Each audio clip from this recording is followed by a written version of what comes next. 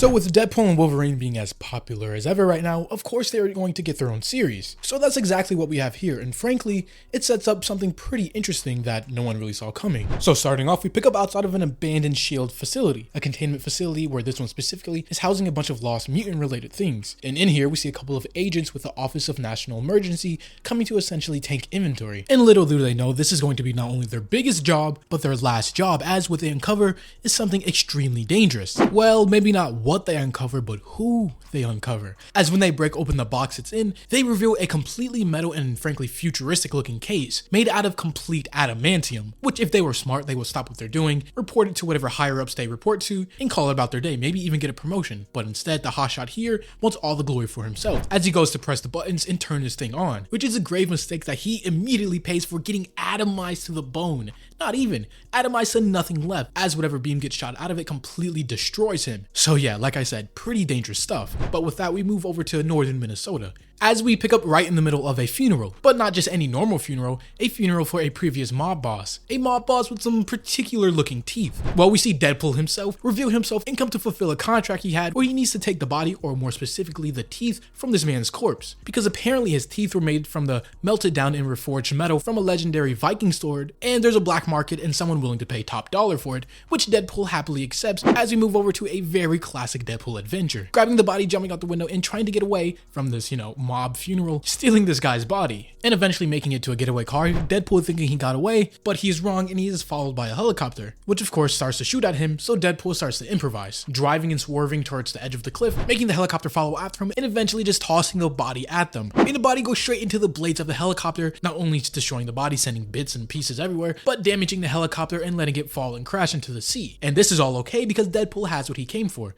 the very expensive and sought after teeth of the man, which seems like a success. Deadpool, even though a lot of people died in this endeavor, which I mean is most Deadpool adventures, he is successful, but that doesn't last for too long, as suddenly, for whatever reason, something takes control of his mind, indicated by one singular glowing eye. If you know anything about X-Men, there's only one person who has his iconic glowing right eye, which yes, if you're thinking just how I'm thinking, you would be correct, but only kind of, maybe sort of, which we will get back to this a little later. Moving to another country in the middle of Canada, we pick up and see what Wolverine is doing now, which of course he is in the middle of a bar, drinking his night away with some beer. And just then, while Wolverine is here, it seems like a fight is about to break out in the background of this bar, with a couple guys playing darts. It seems like there is another mutant here, it's not just Wolverine, there is another guy who seemingly has the powers of Magneto, or at least just base magnetism, able to control metal, because Magneto, even though he is the master of magnetism, his control isn't just limited to just metal, especially nowadays. He's doing crazy stuff, and can even alter magnetic fields of entire planets, but that's an entirely different topic. Here, whoever this mysterious mutant is can just control over just normal metals, as after getting into an altercation with this guy here, he sends the metal darts into his arm, which of course angering the guy and everybody here at the bar.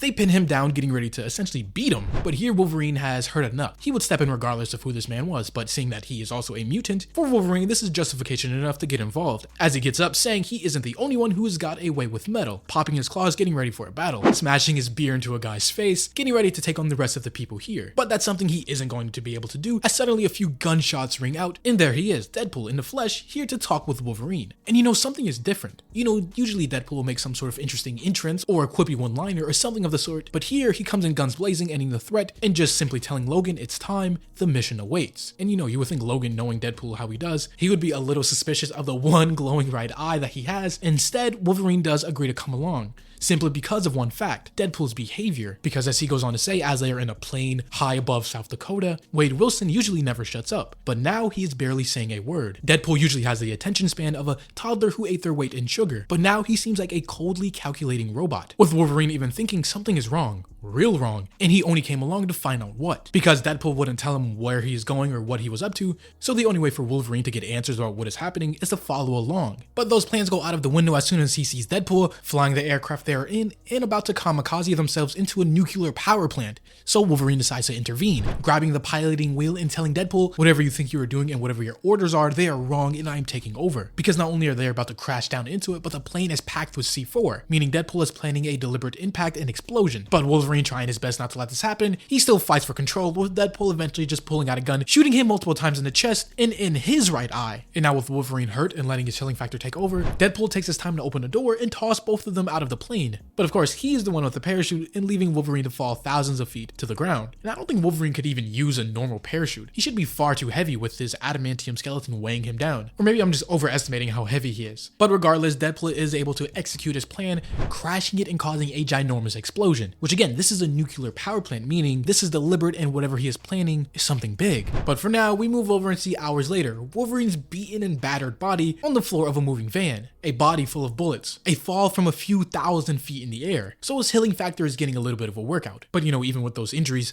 Wolverine has surely suffered worse and healed faster, Here he heals back to full health in about 3 hours, which is pretty long for Logan and his healing factor. But regardless, this is enough time for Deadpool to find, scoop up his body, and hijack an RV as he drives them to their next location. A cemetery. Very mysterious stuff going on, with Deadpool just saying, "We are exactly where we're supposed to be." And now with Logan just as confused as we might be, because so far all of these events seemed unconnected and very random, we see Deadpool start to shine a little light on the reasons for his actions. Because the part of Dakota that they're in, the power plant has about a population of 2,000 people in the surrounding areas. But even with the explosion and detonation of the power plant, very few would have been immediately affected, because the goal isn't to cause chaos and for them to be murdered. Instead, Deadpool, or by extension whoever is controlling Deadpool, wants this area and the surrounding areas evacuated. Because currently there is about a 500 square miles of empty space, everywhere evacuated and the people gone, cause this is exactly what Deadpool needs for whatever his plans are and he is planning. As when they walk up to some very specific headstones that spell out their name specifically. Wolverine's name, James Howard, and Deadpool's name, Wade Wilson, meaning this is deliberate and this is planned. Even Deadpool himself going on to say, "This is just as we planned. This is the beginning of the end." And now Deadpool goes to activate the entrance using this new glowing eye of his. It opens up, leaving Wolverine even more confused about what his part in all of this is. But once again, Wolverine finally decides to step in and do a little bit of his own investigation, as he goes in to immediately attack Deadpool, blindsiding him from behind, popping his claws, and stabbing him through the stomach, with Logan even saying, "I'm not sure what is going on here, but while I figure it out, you owe me some pain. An eye for an eye," as he literally stabs one of his claws through his eye, specifically the weird and glowing one, which is a little bit of payback from when Deadpool shot him in the eye before. So yes, Wolverine drags his body down into this very high-tech and suspicious looking laboratory, where it's revealed that yes, Deadpool of course wasn't in control of his own actions, he was essentially on autopilot. Something was controlling him, and that something being specifically nanites, dripping off of the cutout eyeball that Logan took for him, meaning it's all through his system in his bloodstream, so even though Deadpool will heal his eye back, he can still be taken over at any moment. So Logan uses this opportunity while Deadpool is unconscious to do a little snooping around and figuring out what exactly is going on and where he is. Because earlier when Deadpool opened up the secret base, the computer controlling this base recognized him as something called an Executioner. This isn't an all new moniker, the name Executioner belonged to an entirely different person before, who was essentially the Punisher. But instead of punishing normal bad guys and criminals, this Executioner figure went on to execute and kill mutants who escape justice. And here it looks like Deadpool, or at least when he is here controlled by this other entity, takes on that same role. And for whatever reason, he thinks Logan is in on it with him. But now with Deadpool healed up, back conscious, he now is the one confused about what is going on, because he has had no memory so far of this entire interaction. So while they're in this base snooping around, grabbing armor, looking on the computers for information, suddenly there are a couple grenades dropped down this hatch, with the mutant duo trying their best to escape and get out of there, but they're caught in the blast. And after recovering and getting out of the base, we see an entire squad, a mini little army, come to confront them, in which they are led by someone named Maverick, who is in fact a previous ally and almost working buddy of Wolverine, with them both confused about what they are doing and why they are on opposite sides fighting. And here it seems like one, the Office of National Emergency from the beginning, recruited Maverick to lead their little field ops and gave him a mission and team, because apparently from the beginning, whatever they uncased, something apparently got loose. Something very bad, and something that's been under lock and key for a long time. The Office of National Emergency have been running nationwide scans, and whatever the energy signal of this thing matches right here where Deadpool and Wolverine are. And before he can explain further about what is happening, he is shot in the chest by Deadpool, who is not only back controlled, but is now armored up and geared up, as he starts to fire and take out some of these other agents. So Wolverine steps in, punching Deadpool across the face, yelling at him to get a hold of himself, and whatever has gotten him under control, he has to fight back. But here it seems Deadpool, and the force controlling him, finally recognizes that Wolverine here isn't on the same side as him, that he is no longer an executioner, just like Deadpool is, or at least the force that is controlling him. So using the new gear that he has collected and now has, he finally decides to ditch Logan, flying off to finish whatever mission he is set on solo. And after making his way and flying to something called the Badlands,